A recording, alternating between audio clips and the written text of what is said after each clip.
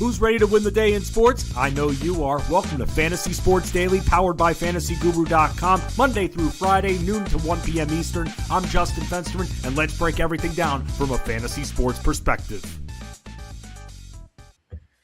Happy Wednesday, everybody. My name is Justin Fensterman, and welcome to Fantasy Sports Daily, our free stream that we have powered by FantasyGuru.com, right here on the Elite Plus Network here, back again for more wins. That is what we're talking about. Got a little basketball on the agenda today and also some football. Rich Maletto, the fantasy Bosco, is going to join me in just a little bit to talk about the NFL playoffs, one and done strategy, expectations for the matchups, injuries, because we have a few big ones heading into this weekend, and getting you ready for the Elite Sports Show on SiriusXM Fantasy Sports Radio, 2 p.m. Eastern. Jeff Bands and Ray Flowers will be on the call for that. Jeff's always hosting Monday through Friday, 2 p.m. Eastern. You can find all of our work at the good old FG, FantasyGuru.com. You can follow me on X and Instagram at Fensty Sports, Fensty Sports, and at Fensty, Fensty, in our Discord at FantasyGuru.com, mainly hanging out in the DFS NBA and the NBA betting Discord. As I always do, I talk about what happened the night before. Nice little 1-and-1 game here. I'll say this, when it came to the two bets that I put out there last night, first with Royce O'Neal, he had been shooting well. I thought he was going to take double-digit shots. He ended up taking a 10th shot. We had the over on 9.5 points, and he was cold. You could kind of tell from the start. He missed. He actually took the first shot of the game for the Suns against the Heat. Nice pace-up spot, more possessions for Phoenix. You saw the analysis at FantasyGuru.com. But only took the one shot early, and that was it. Then Grayson Allen was hot as hell off the bench from downtown, so they went to him a little bit more. Then in the second half, he started to shoot a little bit and hit a couple of shots, and he was stuck at 8 points. And then at the last seconds of the game, in a useless shot that wouldn't have impacted the outcome of the game, but could have given us a nice 2-0 night, he doesn't make that final three-pointer at the buzzer, breaks our hearts, ends up with 8 points. We get a loss right there. But somebody who's back there on the slate once again tonight for the 7-gamer here in the back-to-back situation, who we bet on the over on rebounds, Peyton Watson has been outstanding. When we found out last night that Miles Turner, we didn't find out till pretty late, Miles Turner was going to be out. Ooh, Bobby Portis, he was becoming very attractive. I said it in our Discord that I want to put him in the core 4. All of a sudden, a sub 6K player, nice little gift from the DFS gods that were given to us. But I said, no. Let's pump the brakes. Let's relax. Let's take it easy, because we've got Peyton Watson, and we've got nobody else that's going to take that time from him, and he'll be rotating in and out of the post. What does that mean? Mid-range shots and more access to rebounds, and that's exactly what we did. We hit a rebound prop right there, and Peyton Watson, even on the back-to-back, I try to think with these guys being professional athletes that they should be able to handle a back-to-back. Fatigue does set in, but he is back on the slate tonight. So that's kind of what we had, a 1-and-1 night. I'll take it. Just hit one of the bets at least, and that's what I'm about to do. Adam, it's great to see you. Early chat. You're the first. You're the leadoff hitter, and it's great to see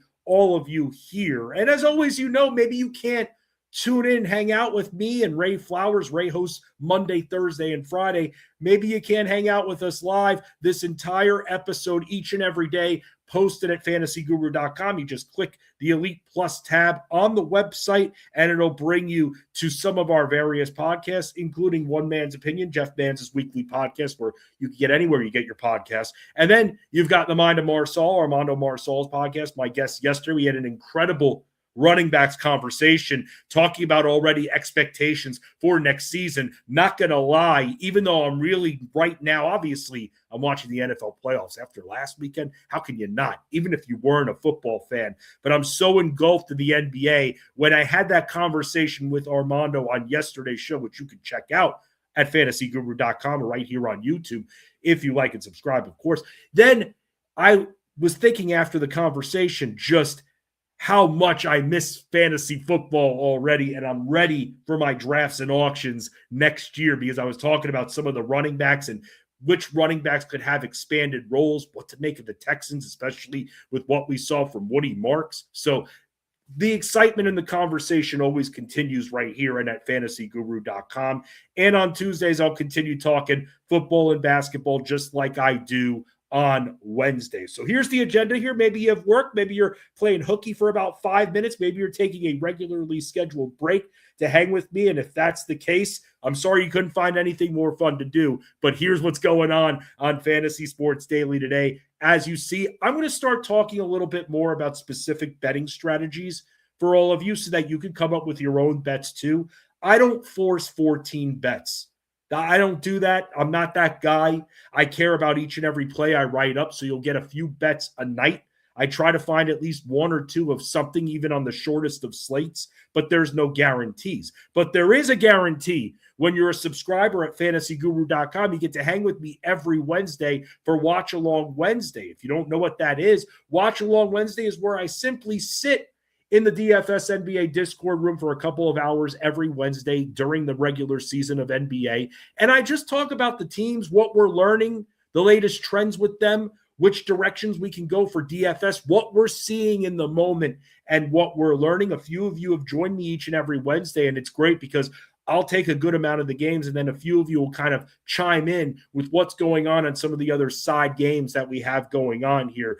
Tonight, we've got a nice uniform 7-game slate. It's been a lot easier this week to deal with the uniformity here when it comes to FanDuel and DraftKings. I can't stand it when you have a 3-game split between the two websites. It's two completely different strategies. And I include them all in one article. I'll fill up the plays a little bit more when it comes to those. Normally the FanDuel slate is larger in that regard, and DraftKings kind of has been dividing it. But this week, it's been good seeing that uniformity. But tonight we've got the 7-gamer here, and I'm going to talk about some of the teams that we're going to attack defensively too, and whether or not we can even attack them. Because when looking at a good defense, it's more than just looking at good rating. It's looking at opponent field goal percentage. It's looking at pace, because there are certain situations where maybe with the opposing star player, I won't attack the Oklahoma City Thunder, who right now, by the way, in their last 10 games, rank 11th in pace. And we saw this last year, them running at a very quick offense. But even though they're such a great defensive team, the fact that they operate at a high-octane pace keeps me intrigued with cheaper options on opposing teams. And that's why I was looking at guys like the Champagnes of the world here, not necessarily trying to figure out if tonight's going to be a De'Aaron Fox night or not, but I was thinking about this when it came to how to attack the Thunder. You attack them with cheaper options. You can get to their bench a little bit. They are very built. They are a little bit banged up right now with Isaiah Hartenstein, but ultimately they're a tough team to beat regardless. And the big thing with them is being able to attack their bench. So that's why I don't mind looking at value plays. And here's the other thing too, because the Thunder are so deadly that a lot of teams that they face, they're going to just kind of blow them out. And so we can be looking at those bench options anyway, and not just for core plays, but add-in plays. I'm talking about those sub 6K plays that get 20, 25 minutes, maybe a 30-minute guy a night. So that's how we can attack these teams right here. And by the way, I know that I'm talking about something that a lot of you probably aren't used to. I know it was yesterday too, but I'll say this. When it comes to DFS NBA, if you do have any questions, please write them in the chat here. And let's look at Adam. Okay, you hit a minimum cash last night. Well, hey, better than no cash. I'll say that right there, because this stuff is very hard. So let me just say this, and I'm glad that, Adam, you brought this up. My gameplay, my strategy has changed a lot over the last 2 years. I used to be all about cash games only. Number one, I only play, when it comes to tournaments, single. I don't play in multi-entry contests. That's never been me. I never understood it. You want to talk about trains, you want to talk about lineups that are just close together from the same user with one player separation. How are you going to be able to get over that wall? That's going to be very hard to do. So that's why I stick with the single entry. But here's the deal. Cash games are very difficult to cash. It's almost like you'd rather play them on a lighter night like last night than those heavier nights. And if you are, you got to think like a GPP player. You just do. You absolutely need to.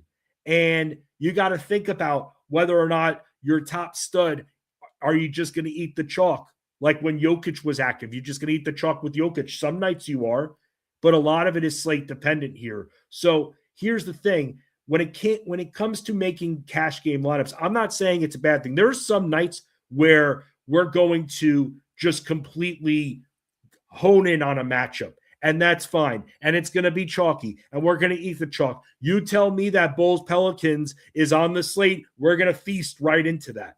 We absolutely are. So I'll say when it comes to looking at these situations here and looking at cash games, you have to kind of try to think where you can throw a left when everybody else is expecting a right, because we got to be able to have some ownership differentiation in our lineups. And that's something that I think about just loosely. I don't need an exact percentage. Naturally, and I mentioned Bobby Portis before, Bobby Portis is someone that, when Miles Turner's off the court, then you see that production rise. Everybody's going to be on him.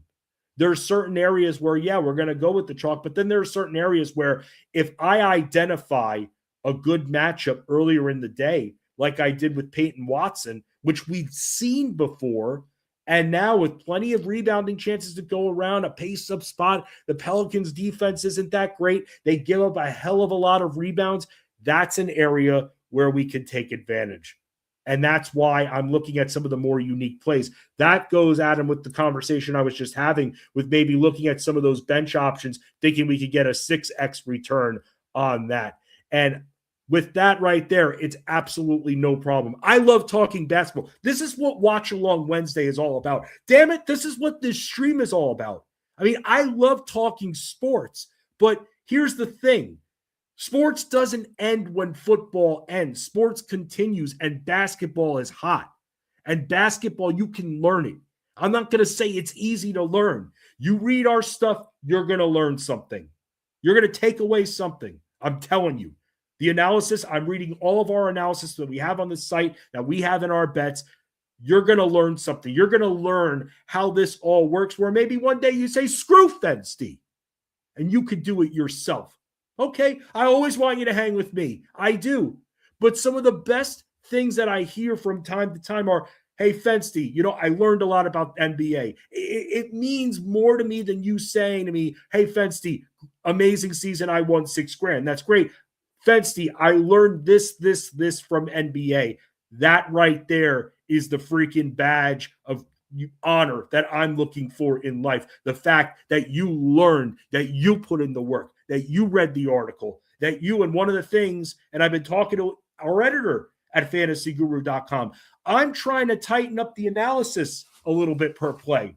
We were kind of having a little bit of a powwow, and there's a lot that I put in there. That's what Discord's for. That's what Fensty's Basketball Diaries is for, which comes out every Thursday exclusively for fantasyguru.com subscribers. That's what we bring. And the reason why I sound like one of those 1990s TV random public access salesman, commercial salesman right now is because this is the NBA's time. The NFL playoffs are hot. We all love it very much. But this is the time to get involved before everybody else does in the next month. You got Jeff Mans putting in alt-line parlays, and he's doing a very good job because it's hard to hit props when it comes to NBA. I have an easier time hitting props than I do game lines. I'll say that. But hitting single props are hard. We put them out there, but what Jeff does with his alt-line parlays has been fascinating. It's been excellent to see, and we've been able to win on some nice plus money parlays from him. So you get the 1-2 punch with his alt-line parlays and my single bets, and I'll put in some alt-line parlays too. But this is the time right here. This is where the fun continues, and we're in that chat. We don't leave you alone like you're eating dessert alone like you're freaking Steven Glansberg. Name that reference in a movie, and you get a special shout-out from yours truly. At the end of the day, we're all here for you. I'm in that chat every single Wednesday, not because anybody is making me. It's because I want you to learn something. I want us to learn something. Henry Vargas, congratulations. You get a big shout out right there. It was super bad right there. Look that up right there on YouTube. He deserves so many good lines coming from Superbad. So congratulations. Yes, the lunchroom scene when they show Steven Glansberg eating dessert alone. Exactly. Good job right there, Henry Vargas. Love that. Love my movie fans here.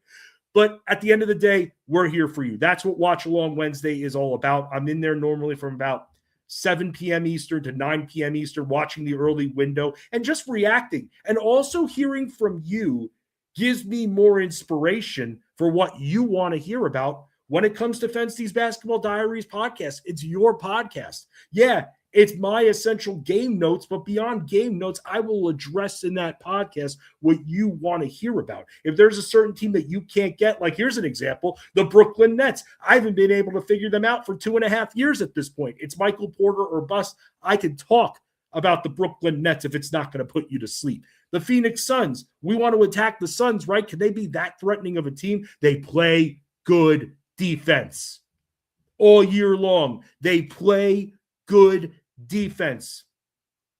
The deserts in Arizona, you get lost in that desert when you play against Phoenix. They just have a bunch of good defenders. It's kind of like Sacramento has a bunch of selfish players, and that's what the roster is comprised of.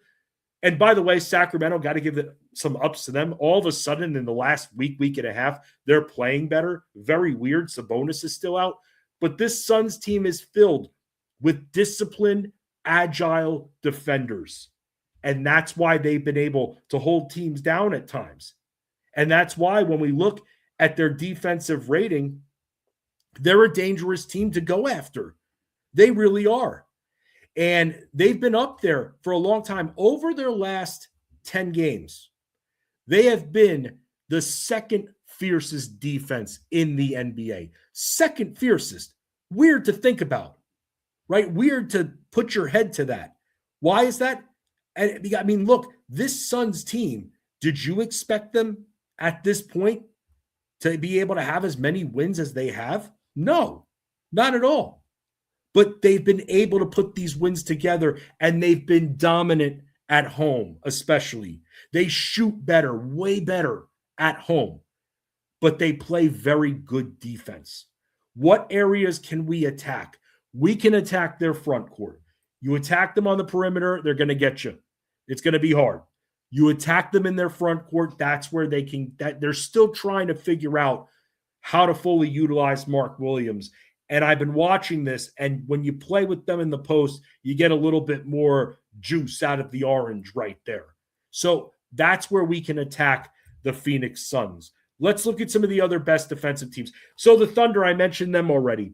They're a good team to look for bench options, like I mentioned, because they play at a fast pace, and if they're waxing a team, then that second unit is going to get meaningful run against their bench, and they're going to be able to give us that 5x plus output, which if you're hanging with us for DFS NBA, when it comes to my core plays, which last night we didn't get for all four. I had been on a nice run, but last night wasn't that. We needed a little bit more out of our Minnesota guys. They still had some nice nights, but a little bit more out of DiVincenzo would have been nice. Peyton Watson was great. I'm glad I stuck with him.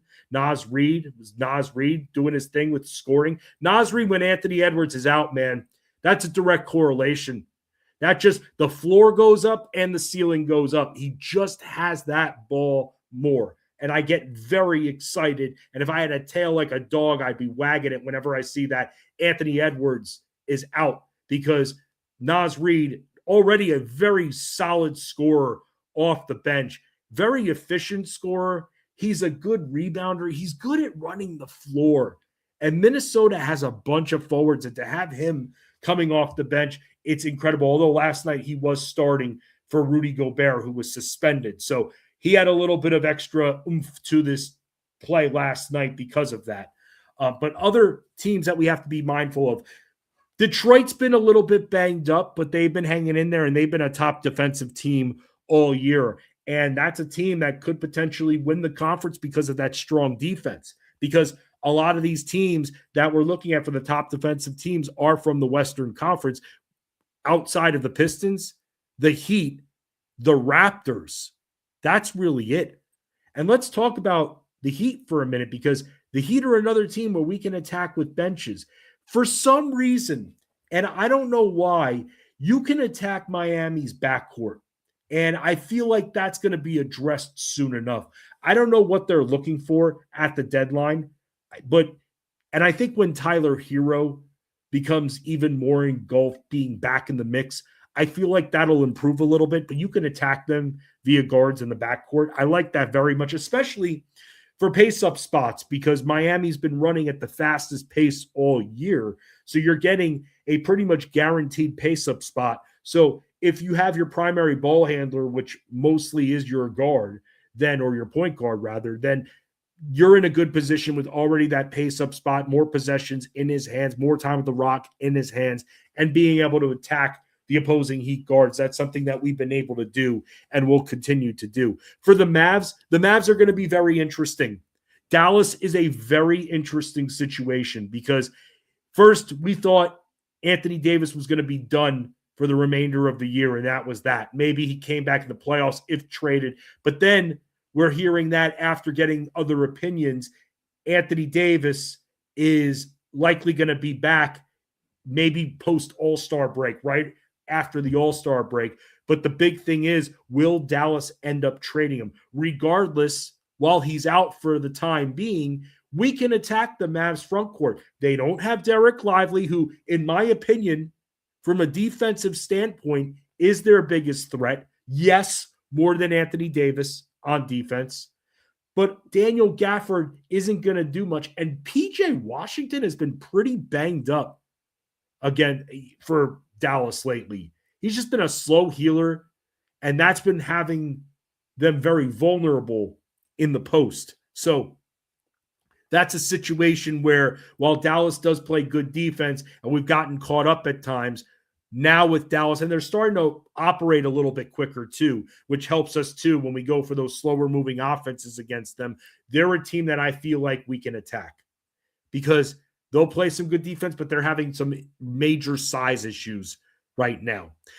The Raptors have been without Jakob Poeltl, but without Jakob Poeltl, they've been able to band-aid it together in the post with Sandro, who I call Sandro Mamu, no relation to Sandro Anello from fantasyguru.com. But Sandro Mamu Kelashvili is the backup to Jakob Poeltl. But then the 9th overall draft pick, Colin Murray Boyles, he's actually, I always will say, I'll always come. I used to do this with Darius Hayward Bay too, when he got drafted by the Raiders and he looked so disappointed. It's like, dude, you just got drafted as a top 10 pick. Like, you play your few years, and if you don't like your situation there, then you tell him you don't want to sign an extension and you ask to be traded after 3-4 years. I mean, that's how, just be appreciative that you just got drafted and have a guaranteed contract. Just, I never understood that. I know people don't want to go to certain teams, but it doesn't have to be forever. In the late 80s, early 90s, it was much harder for those kind of deals to be made. And there wasn't the reach that we have right now. And it wasn't, well, the athletes and the players, they control a good part of this game. It was all management. Just look at Scottie Pippen's contract if you want to see some major effed up stuff from back then. But that's the thing. Ownership had that much control, and the players, it was a different time back then. But at the end of the day, when you're looking at these teams and you're seeing which teams that you can look to attack, for me, when it comes to the Dallas Mavericks, they're a team that's ripe to attack. The Toronto Raptors with Colin Murray Boyles, he's been doing a good job holding down that post, and they've been a very excellent defensive team. Between R.J. Barrett and Brandon Ingram on the post, that's been very, very helpful. Now, tonight, let's talk a little bit of tonight to get a little bit more in the mix here, because tonight the Raptors are actually dealing with a few big-time injuries going into this slate, because not only do they still have problems with R.J. Barrett and, for that matter, Jakob Poeltl, but now we just got a downgrade from Immanuel Quickley, meaning that if Immanuel Quickley is out tonight, there are two things I like, because the Indiana Pacers are a team that I attack full force as much as possible, because they don't have their act together. They know what they are at this point. And I'll say this, even with Aaron Nesmith back, it's going to be hard for them to be able to compete, but they operate quickly. You can rebound on them. And if I see Immanuel Quickley out, there is a decent chance that you'll see one of, if not both of, Brandon Ingram, who on DraftKings is 7,600, who, he was dealing with the sprained thumb, and it pissed me off because even when he was playing, I thought against Philly, okay, maybe can he rebound tonight? The rebound prop was low, and I kind of held off. He had 10 rebounds, so he's clearly okay. He could grab the ball. So you got him, and then you have Jamal Shed, too, if Quickly sits. Regardless, I like Shed still. But if Quickly ends up sitting, then that's going to give him more shots. Jamal Shed with Barrett out gets more time with the rock. That'll help his assists, as we've seen. But we need shot volume. That's what we need from him. And to get that, we need one of Scotty Barnes or Emmanuel Quickly out. A early afternoon or actually late morning downgrade. He just got downgraded a little bit ago, late morning. That's a decent sign right there. But both of those guys will definitely be written up. But the question is if Quickly sits. Because here's the deal. Aaron Nesmith, he's a dog of a defender. He can defend. He's an excellent perimeter defender, and he's going to be all over. They're going to have to make a decision. It's probably going to be Pascal Siakam on Scotty Barnes for the most part, meaning Nesmith is going to be on Brandon Ingram. So that's going to be a little bit of a challenge, but the game environment is too good to pass up, and his floor should be safe enough at 7,600. So that's why I like both those guys. Like I mentioned, Jamal Shed definitely in play, and even more in play if Emmanuel Quickly sits right there. Let's talk about some of the other matchups and just very quickly give you a glance of what I'm looking at. The big question is Joel Embiid playing or not? And the fact that he has a probable tag to him right now, we don't really get messed with too much. He should be able to play. The big thing is here about, and this is one of the things I'm looking for, I was wondering if EJ Edgecombe was going to end up playing, but he now has a probable tag. It's very hard when they're at near full strength or at full strength to determine which Sixers outside of their big studs to play. I'll say this about Embiid tonight. The Cavs play fast, so you've got that pace boost right there for Philadelphia. The pace of play will favor the Philadelphia 76ers here. But the other thing I've noticed is that the Cleveland Cavaliers bigs have been giving up production. It makes no sense. I've talked about this a few times, and I don't know how it hasn't been addressed just yet, but fast pace and their already size-wise lineup that they've got with Evan Mobley and Jarrett Allen, I mean, they should be able to turn back the opposition in the post with that size. So Joel Embiid is very intriguing, yes, even at 9,300. Because, look, we just saw him against Toronto, and yes, Toronto's missing Jakob Poeltl, but they play kind of slow, and you got to be careful. They're a good defensive team, like I mentioned, but he still was able to score 27 points against them. Tonight against Cleveland, I'm expecting him to be able to pull in those rebounds, and I think that Cleveland's offense will be able to stay in the game.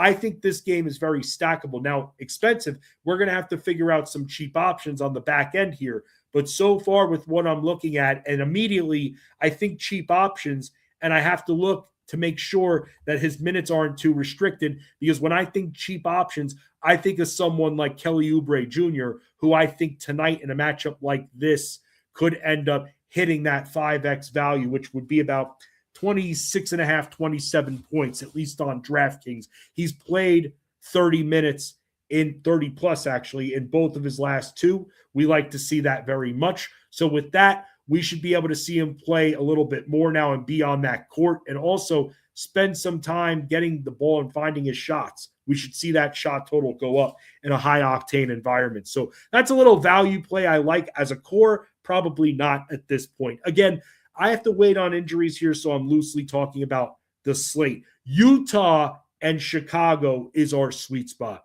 It absolutely is. Lightning speed, pace.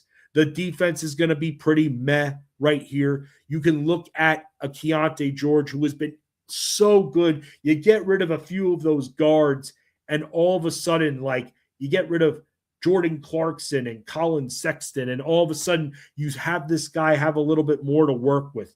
Walker Kessler goes down. So now you really got to have a lot of that offense coming out of the backcourt here. And I also, by the way, saw a note, and this is something we're going to have to track for the rest of the day.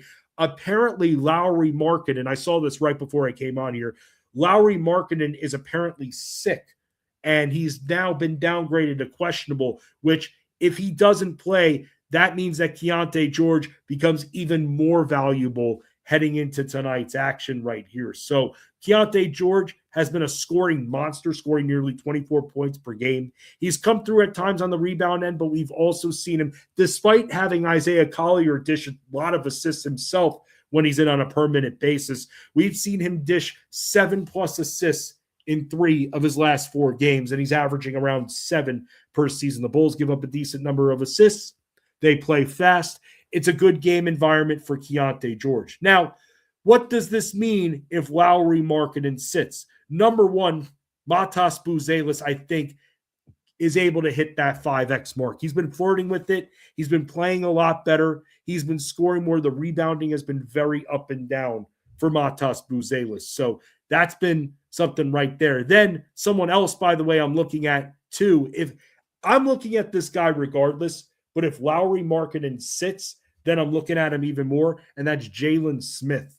Jalen Smith is somebody that I'm definitely looking at here because, yes, he got a little bit banged up and, had to miss a game or so, but now we're seeing him start to play. We saw him play 36 minutes last night, and even though he's on the back-to-back, it's not that tough of a matchup, so he should be able to produce. And Jalen Smith, 14-9 in that game, and seeing him grab 9+ rebounds now in 4 of his last 5. When they got him, I was very interested in them getting him. I thought that this was a way to maybe move on from Vucevic, but they've been actually starting them together, and it's helped out tremendously. It's been great to see both of them in there. And with Vucevic, I'll say that he's been coming through for the most part, and Jusuf Nurkic isn't doing anyone any favors with his defense. So with that right there, some of the other plays that we can look at leading up to this slate, we can look at from the Utah side. I mentioned Jusuf Nurkic. Jusuf Nurkic is somebody that now that he's back, 7,300, I think in a matchup like this, he can come through. We saw him produce against the Cavs. We saw him even about, a week ago. We saw him be very productive against the Thunder too, and that's something to really consider. Jusuf Nurkic has actually given us, this is weird to think about, 4 straight games of 6 to 7x production, 6 to 7x return. Even at 7,300, I'm fine with this in this particular matchup. I feel like he'll be able to box out and bang around Nikola Vucevic just a little bit. Both those centers are in play, but this is the game that we want to attack tonight. Utah and Chicago. It's the highest total on the board in the 240s. The only one I'm seeing in the 240s as of now. Like I said, both these teams fast. They don't play great defense. You could get to them, especially Chicago in the interior. And if Lauri Markkanen sits, oh boy, there's going to be a lot of Jazz talk tonight in our Discord. So get ready to dance when it comes to that. Let's put the basketball talk aside for a little bit here because it's time to talk about the NFL playoffs, your divisional round coming up. And joining me, the Bosco himself, Rich Maletto from fantasyguru.com. Rich, what's going on, man? You look like a skyscraper from this view. Well, a little bit of a work challenge, and so I wasn't able to step out, and it happened last minute, and I wasn't going to be able to give you a warning. So you are dealing with me standing outside of our production facility right now. Wow. Thank you so much. That's what you get. You get me outside. Well, thank you so much, Rich, for committing to the bit. I'll tell you that much, and for joining me too. Let's talk a little bit about what's going on here in the NFL playoffs here for this week here, because we've got some injuries that we are going to discuss too. And with these injuries that we're going to discuss, let's start out with this. Matthew Stafford, you think the sprained finger is going to impact him? And because for all of us here, we have to start to think about whether or not this week is a good week to use him. Probably not, but what are your thoughts on the injury impact here? I'm worried, right? After he obviously hit his hand, there were some very errant throws in that game. Now, he put it all together at the end. I don't know if that's adrenaline, tuning out the pain, and it's just a pain thing. But anytime a quarterback's got a wrist, a thumb, a finger issue on a throwing hand, I'm concerned. Like, you have to be. That's their bread and butter, right? I mean, I don't know if they can insure their hands like hand models do, but it wouldn't shock me. And Seattle's defense has been pretty good. I mean, this wasn't a blowout the last time. That was great. No, I just laughed at the hand model comment. That's what I was laughing about. I thought that was Okay. funny. Sorry. I'm sorry for laughing. No, you're fine. It just, I was like, shoot, did something fly by? No, I thought it was just hilarious when you're like, oh, the hand models out there. I'm nervous. Yeah. They do. They insure their hands, man. So do feet models. I don't know. It's the thing, I guess. I don't know if quarterbacks can insure their shoulders or not. Maybe they should. But although race car drivers have a hard time getting life insurance, so I don't know if you're an NFL player, what all body parts you could insure. But I'm nervous overall for Stafford. I mean, I'm not going to use him for fantasy this week. I would say that's not a good week to use him. Here again, though, I had the matchups wrong. So they're not playing Seattle. The 49ers are. So here's the thing with the Bears. They give up yards, right? Like the Bears, I'm sure, will come up with a turnover, but they just constantly give up yards, at least through the first 3 quarters of games. So to sit here and say, yeah, you should sit them, I don't know that we have a lot of better options out there. I mean, the Broncos, facing the Bills. The Bills are much, tougher against the pass than they are the run. Is that really what you want to do? If you have Josh Allen as an option, obviously I'd be suggesting Josh Allen because you never know when he's going to drag 300-pound men 10 yards for a touchdown. So, he's always a decent bet. I don't want to deal with CJ Stroud on the road. He's been terrible on the road. It's the reason I pushed his interception prop last Monday. So I really wouldn't want to, suggest him. And I don't think suggesting anyone facing the Houston Texans defense is a good idea. So we're kind of running out of options here, right? I mean, Sam Darnold against the 49ers. I mean, Robert Saleh's got that defense playing a little better. Brock Purdy's been decent, but I can almost guarantee you he's going to have a pick against Seattle. I mean, he has so far in the 2 games this year, right? So I almost feel like we have to use Stafford, but I got to tell you, I'm nervous. I'm kind of hoping that, and I'm thinking now from a DFS standpoint, because from a one and done standpoint, you got the choice. And especially if you think that the Rams are going to be able to overcome this and then still maybe make a Super Bowl run, you want to maybe have a chance at saving them. But I'm wondering if maybe for DFS, because of the sprained finger, that strikes fear into DFS players. And maybe it drives down that ownership a little bit. I'm going to say a little lower ownership. The problem I have is how many people really worry about a finger. On the throwing hand, I mean, not too much, but it's a thought. If it's not a throwing hand, you don't think about it. Right, but I'm just saying the average player, how much of them are just looking at numbers and data and are saying, he threw the ball well at the end of the game. Do we really need to worry about it? I don't know. I would think it would drive down ownership, but shoot, would you be shocked if all the QBs are separated by 5 to 8% in ownership this week? No, because everyone's going to try to, how everyone is. They're going to try to play it smart when the quarterback spot. So let me ask you this, Rich. You kind of honed on this before with Robert Saleh and that defense playing better. It certainly has. Which game do you think we'll see a likely upset in?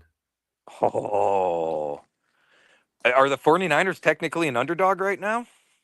I mean, right now, and I can look at the updated lines here. I'll look at it very quickly here on the fly. I updated them a little bit earlier. But the 49ers at this point, they are, 7-point dogs. I tell you what, I'd give me them 7 points, bro. I mean, if I mentioned this on the coaching live stream yesterday, Shanahan's been there. Saleh's been there. These are coaches that know what it takes to make a run. These are coaches that know what to look for in their players. I was watching the D'Amico Ryan interview before the game, and all he was focusing on, this is another game. I want our guys to play loose. They know they got to take it up a notch. And, it was a close game. I wouldn't say the offense looked sharp, but the defense continued to look like they have, right? And Shanahan and Saleh, they know. They're no dummies. And, I found McDonald's conference last week kind of interesting, where he says, a young coach trying to figure it out. And I think there's some truth to that. And you can take some positives from the naivety of it, right? Being a little naive and not knowing what you don't know type of thing. And that plays well. We see that with young players in basketball in the Final Four tournament and March Madness. We see that with rookie quarterbacks at times. But I got to believe that 7 points is just either Vegas is trying to trap us or something is off, because these two teams played close twice already this year. Yeah, the Seattle defense, got some turnovers from Purdy, but these were single score games for the most part. And when they played them early in the year, San Francisco was so beat up. I just don't see the 7 points, and that is one game where I think if I had to flip a coin, I'm okay saying it's a coin flip with Seattle and the 49ers, and I do think that's a reasonable upset. I wouldn't be shocked if the Bills upset the Broncos. I mean, nothing would shock me there, right?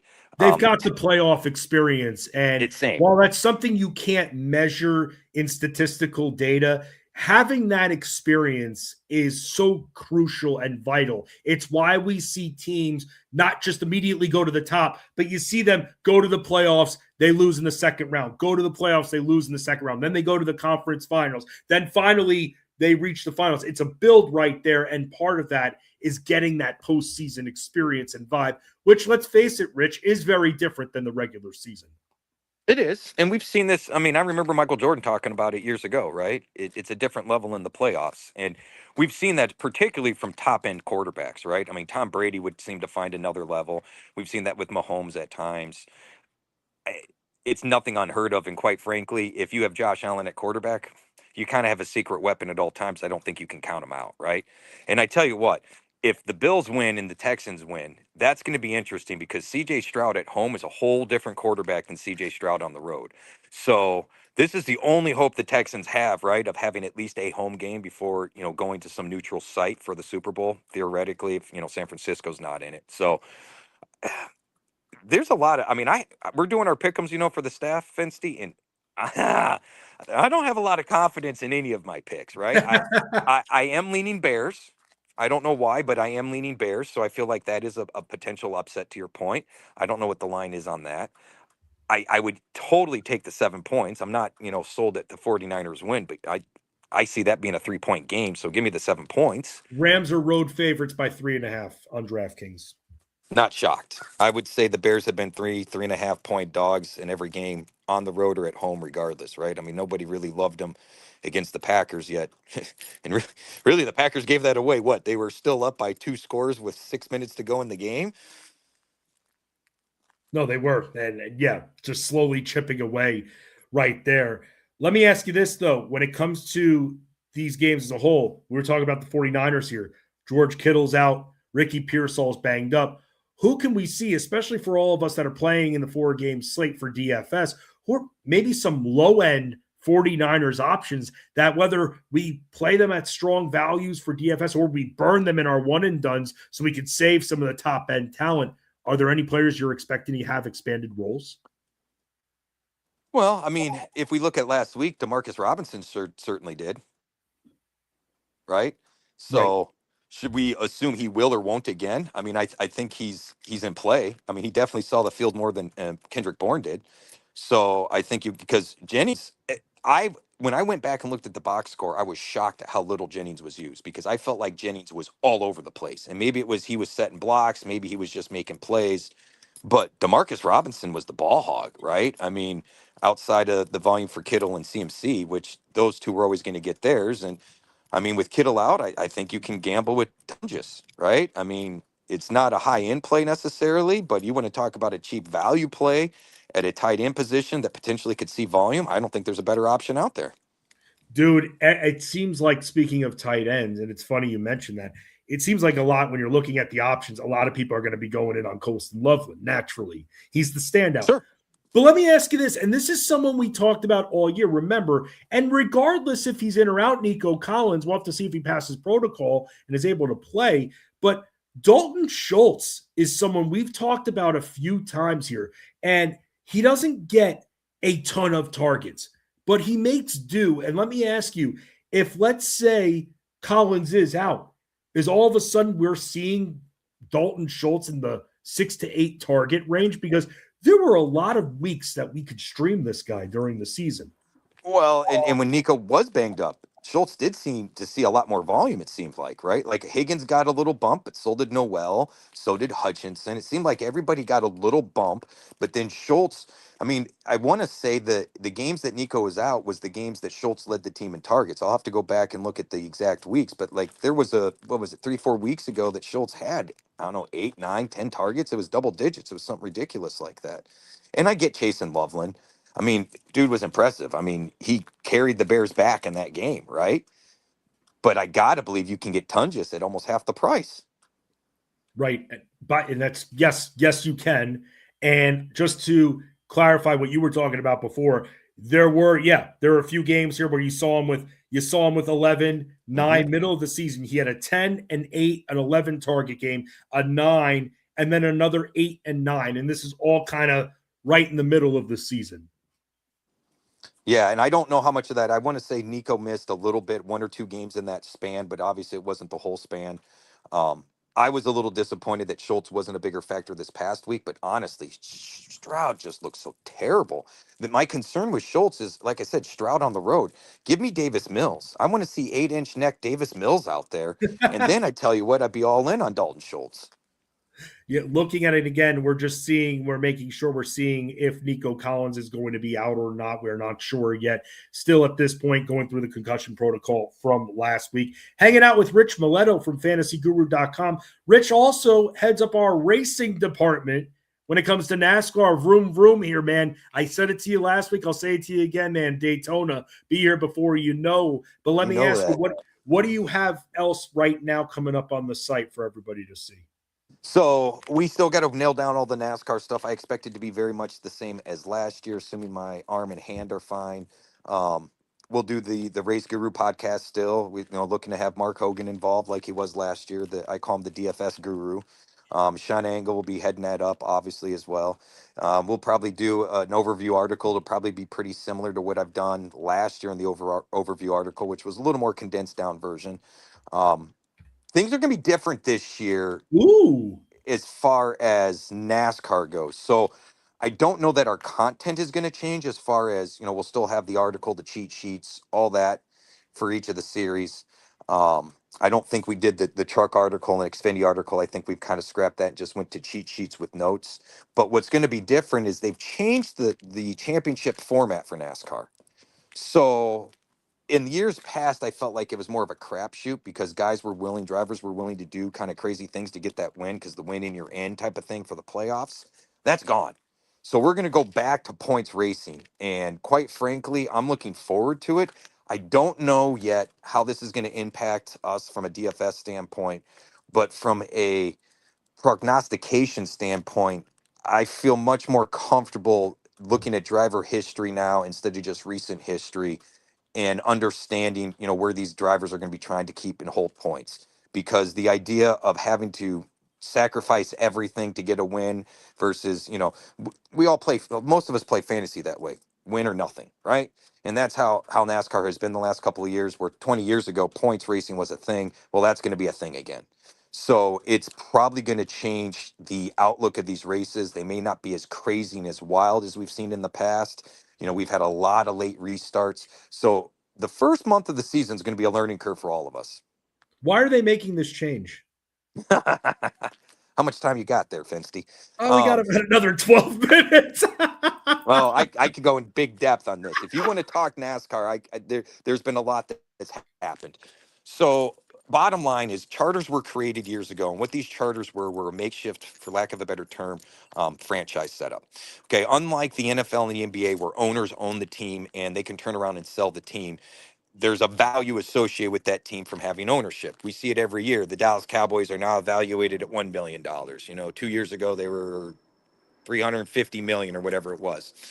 Well, the problem with NASCAR was the only thing you could sell was actually the assets, the building, the tools, the cars. Well, the cars change yearly, so there's not a lot of value in that. Now, we have seen that done, like Justin Marks bought out Chip Ganassi and bought all his equipment. The funny thing is I think he only got use of that equipment for a handful of races because the new car was being launched, and everybody knew that, but he was buying the whole kit and caboodle, right? So all this took place. Well, a part of these charters, there was an agreement on, how you qualified. NASCAR had the right to take the charters back at any given time. If you weren't competitive or they deemed you weren't competitive, they could force you to sell your charter. There were arbitrary costs for these charters. There was no guarantee that in 10 years from now, the charters would still exist. So I could sell you a charter today for $100 million, Fensty. In 10 years, you may just have NASCAR take it away. So what did you buy? So this was a concern for the teams. And Michael Jordan, having a background outside of NASCAR and basketball, baseball, etc., he is part owner of a team with Denny Hamlin, a driver, who has been very vocal against some of the changes in NASCAR. NASCAR has done a lot of changes, and they've even admitted it, that chased away core fans. The fandom in NASCAR and the ratings in NASCAR have been a problem. They've been dropping That's so dramatically. weird, man. That's so weird to say because if I can interject here, for Go so ahead.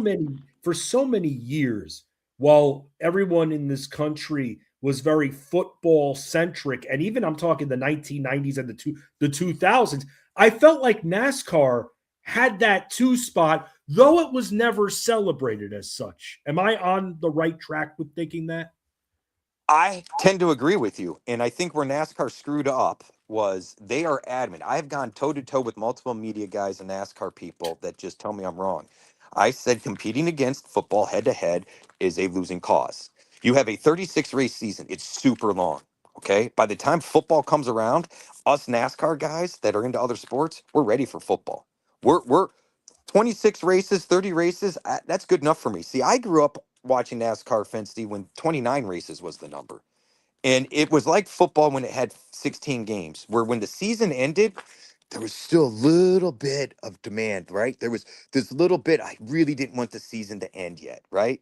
Where I wanted a little bit more. And any good business owner will tell you, you want your customers always wanting a little bit more. That's how you get them coming back. When you fulfill them fully, they're fulfilled, they're satisfied, they're not Right. looking to come back, right? So now you've got drivers burn out, teams, crew chiefs leaving because they're burnt out, want to do something else. The diehard fans will tell you, oh no, it's awesome. Well, the diehard fans only make up probably 20% of the fans there at the track or people tuning in anyway. Even at the diehard fans at 50%. I know a lot of people consider me a diehard fan. Come August, I'm ready for freaking football. September, I'm kind of burnt on racing. I'm So I'm what do I'm these ready for changes football. do? What will these changes do for this year with changing these scoring system Scores. and everything like that? What does that do for the fans and the interest of the sport? So I'll give you an example. Do you remember when Austin Dillon basically cannonballed it there at the end of the race, took out two drivers and got on a win, right? Yes. There'd be no need to do that anymore. Oh, okay. That's That it's I always would argue it's going to change the style of races at the end. What's that? interesting. I like that. Well, I like it. I just here's what they've done. Here's what they've done. Years ago we had this weird point system and they just didn't give enough points for the winners. So what right, happened is if you won a race you got 180 points, but if you got a DNF you got like 1 point. 20 right. points. So a DNF was massive, right? I mean, if you think in terms of averages, it's pretty hard to offset that zero or that low number, Sure. even if you have a couple of big numbers, especially when you win a race, you only get 5 more points than the guy in second place. So being second, third, fourth, fifth, that paid well, so to speak, from a scoring standpoint, right? There was no need to do stupid stuff and take other people out, including yourself, to go for a win. Well, many of us said, hey, you need some more points because you got to offset the DNFs. What's happening is people are winning races and they're not making a championship run because they had these DNFs. They had these other problems in the year. But racing is supposed to be on consistency too, so you have to have a balance.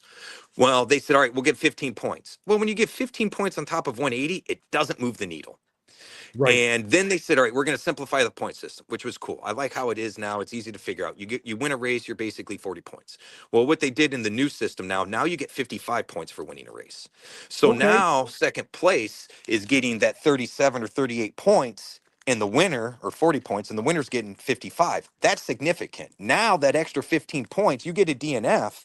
That DNF averages out to be more like a top 20 finish. So now we're going to have points. So what's going to happen at the end of 26 races, the top 16 in points advance to what they're going to call the chase again, i.e. the Nice. playoffs. I like And the it's chase. I was actually doing a little bit of work for fair. the NASCAR channel on Sirius XM back in like 09, 2010, that area. And I just the push for the chase was always like the adrenaline rush was awesome. So that's going to be back. And now it's going to be a 10 race chase. The seeding is where they're going to get a benefit from having a good regular season. So, say you're the top dog at the end of the regular season, you're going to have a 25-point cushion over second place, who's going to have a 10-point cushion over third place, and so on. I got to go back and look at the exact breakdowns because I think it But goes to 5 the points bottom towards the line bottom. is, Rich, as I always say on these streams, man, we're all, and I say it with a watch along Wednesday, which I have tonight for NBA in Discord. We're learning this all together. I say it every year with basketball. It's that first month is a learning curve. We're dipping our toes in the waters. We're going to make some mistakes, but then we're going to fix those mistakes when we see the consistency and the trends. And with you kind of learning now with this new format, changes your strategy and how you think of some of these drivers. That's going to be a learning curve, and everybody, Rich, is going to stay patient. Now, before I let you get going, and thank you so much for joining me once again. I know you got a lot going on with work too. Want to just get your take regarding defenses. It's like a tradition unlike any other. I have to ask you about team defenses here for all those DFS players out there. Which defense, if you had to hang your hat on, do you think will be the most productive? Give me the Texans. I know it feels like we're chasing points, but give me the Texans. Wow, Texans will hold down New England a little bit. Rich Maletto from fantasyguru.com. Don't follow him on X, though, at Fantasy Bosco. Don't do that. I will say this. I like Drake May, but he showed a little bit of his youth last week, and I think D'Amico Ryans is going to have that defense a bit chomping at the bit. So I feel like Drake May might be in for a little bit of a rough go this week. From taking out the old statesman, the elder statesman, to now fighting one of the young guns here in the NFL. We'll see if the Houston Texans defense can really take it to Drake May and the Patriots. For Rich Maletto, I'm Justin Fensterman. I will have the DFS NBA article. I will have NBA betting up for you. I will have Watch Along Wednesday. We'll all be in Discord getting ready to win together tonight. So let's do it. Let's have a day, and let's do it all together like an elite mafia should. Ray Flowers will be back tomorrow, same time, same place, same channel. Fantasy Sports Daily on the Elite Plus Network, powered by the good old FG. Fantasy Guru.